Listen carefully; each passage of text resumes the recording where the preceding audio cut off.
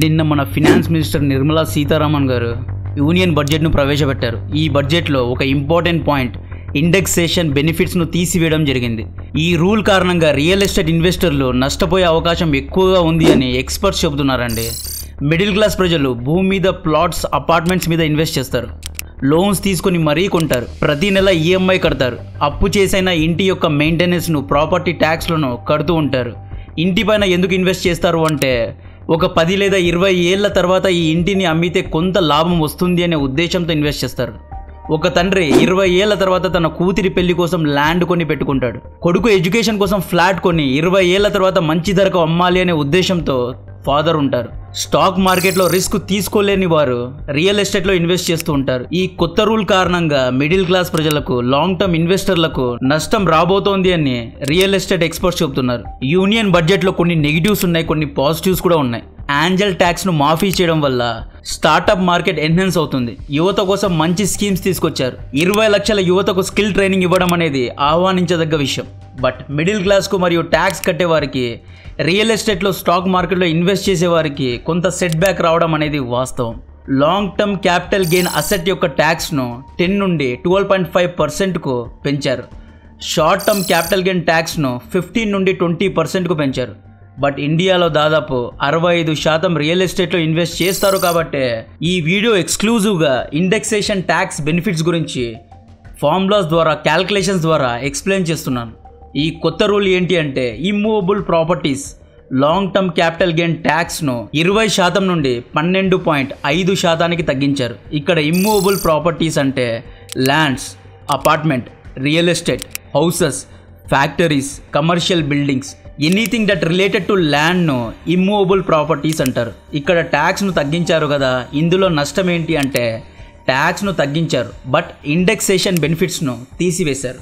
ఇక్కడ indexation benefits అంటే ఏంటి అనేది ఉదాహరణతో, ఒక ఫార్ములాతో ఎక్స్ప్లెయిన్ చేస్తా. ఈ స్క్రీన్ మీద ఒకసారి చూడండి.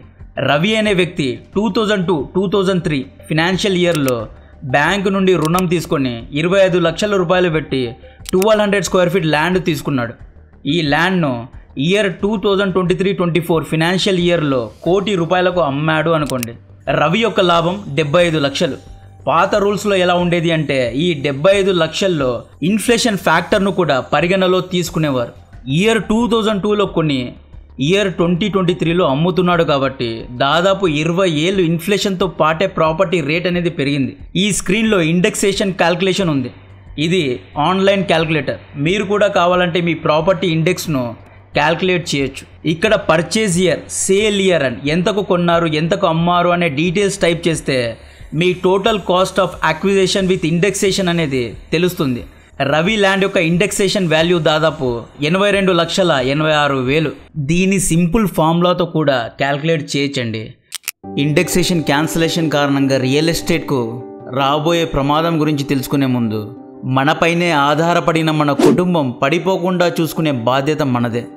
ఒక కుటుంబంలో బ్రెడ్ ఎర్నర్కు అనుకోకుండా ఏమైనా జరిగితే, పెద్ద దిక్కుకు ఏమైనా జరిగితే ఫ్యామిలీ పరిస్థితి ఏంటి అని సంపాదించేవారు ఆలోచించి ఫ్యామిలీను నిలబెట్టడానికి మనకంటూ ఒక టర్మ్ లైఫ్ ఇన్సూరెన్స్ ఉండాలి అని చాలామంది ఫినాన్షియల్ ఎక్స్పర్ట్స్ సజెస్ట్ చేస్తున్నారు.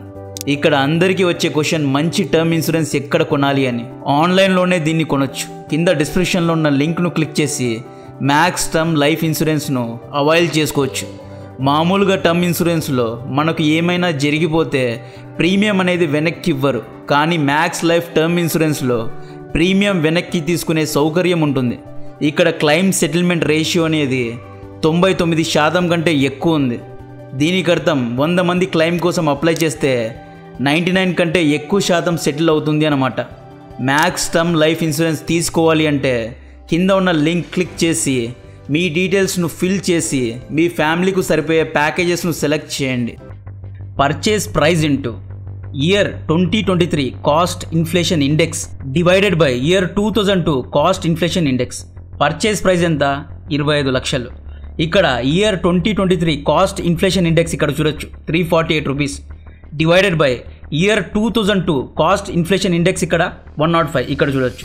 So 25 lakhs into 348 divided by 105 is equal to 82,85,700 rupees. Formula చాలా సింపుల్. పాత రూల్ ప్రకారం 2002లో నేను కొన్న 25 లక్షల ల్యాండ్ యొక్క ప్రస్తుత విలువ 82,86,000 అన్నమాట.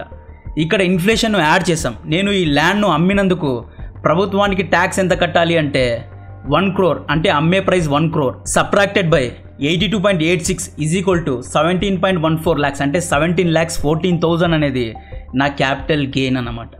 ఓల్డ్ రూల్ ప్రకారం 20% ట్యాక్స్ కట్టాలి. So 17.14 lakhs into 20% is equal to 3,43,000 నేను ప్రభుత్వానికి ట్యాక్స్ రూపంలో కట్టాలి. కానీ నిన్న తెచ్చిన కొత్త రూల్లో ఇండెక్స్ను తీసివేశారు కాబట్టి డైరెక్ట్గా ₹1 కోటి 25 lakhsతో సబ్ట్రాక్ట్ చేస్తారు. అంటే 75 lakhs అవుతుంది. 75 lakhs అనేది నా క్యాపిటల్ గెయిన్. ఈ 75 lakhs నా లాభం. దీంట్లో నేను కొత్త రూల్ ప్రకారం 12.5% ట్యాక్స్ కట్టాలి. 75 lakhs into 12.5% is equal to 9,37,000. ఇంత డబ్బును నేను ప్రభుత్వానికి ట్యాక్స్ రూపంలో కట్టాలి. దాదాపు 3 times ఎక్కువగా కట్టాలి. ఈ ఇండెక్సేషన్ క్యాల్కులేషన్ యొక్క ఫార్ములా స్క్రీన్ మీద చూడొచ్చు. యాక్చువల్లీ ఇందులో లాభమే లేదు. 2002లో రవి అనే వ్యక్తి లోన్ తీసుకుని ల్యాండ్ తీసుకున్నాడు, ఇంట్రెస్ట్ కట్టాడు, ఈఎంఐ కట్టాడు. ఇంత చేసి ఇన్ఫ్లేషన్ ఇండెక్స్ తీసివేస్తే మిగిలింది సున్నానే.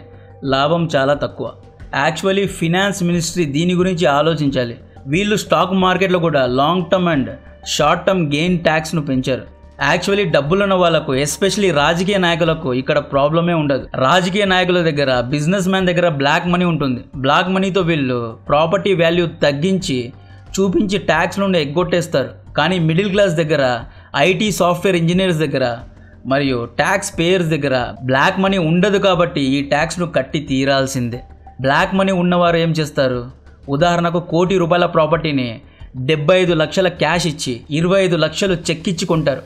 అకౌంట్స్లో ప్రాపర్టీ వాల్యూ కేవలం 25 lakhs అని చూపించి కొంటారు. ప్రభుత్వానికి తక్కువ ట్యాక్స్ చూపిస్తారు. ఇలా సాధారణ ట్యాక్స్ పేయర్, మిడిల్ క్లాస్ ప్రజలు చేయగలరా? చేయలేరు. ఈ కొత్త ఇండెక్సేషన్ రూల్ అనేది 2001 కంటే ముందు ప్రాపర్టీ కొన్న వారికి వర్తించదు. ఇది గుడ్ న్యూస్.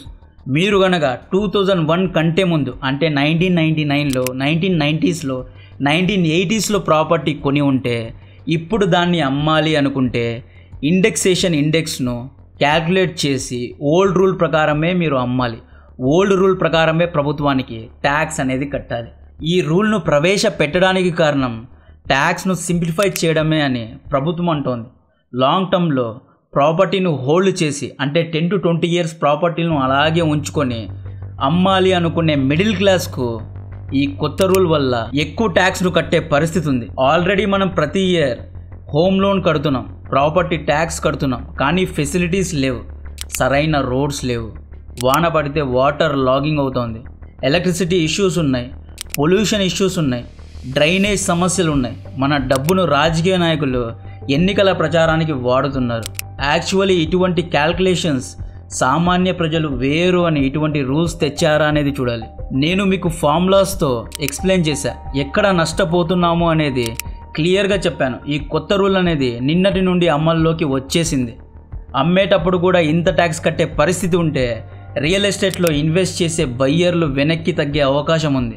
ఈ కొత్త రూల్ గురించి రియల్ ఎస్టేట్ ఎక్స్పర్ట్స్ ఏమంటున్నారు అంటే, ఏఎం యూనికార్న్కు ఫౌండర్ అయిన సూర్య భాటియా గారు ఏమంటున్నారు అంటే, while withdrawal of indexation benefit will hurt middle class investors who had diversified into real estate, for those in a position to reinvest in a new property there is way to cut the tax outgo or reduce it to negligible amount అని అంటున్నారు.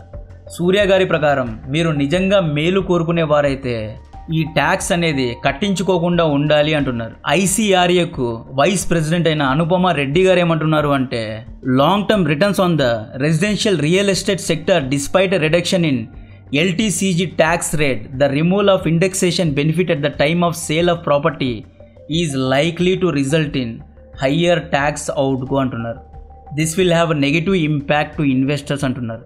ఈవిడ క్లియర్గా ఇది negative ఇంపాక్ట్ను create చేస్తుంది అంటున్నారు. విమల్ నాడర్ గారు కొలియర్స్కు senior head research director, ఈయనేమంటున్నారు అంటే, దీనివల్ల లాంగ్ టర్మ్ రియల్ ఎస్టేట్ ఇన్వెస్టర్స్కు నష్టం ఏర్పడుతుంది అంటున్నారు. యాక్చువల్లీ రియల్ ఎస్టేట్లో ప్రాపర్టీ వాల్యూ అనేది 10 to 20 years తర్వాతే పెరుగుతుంది.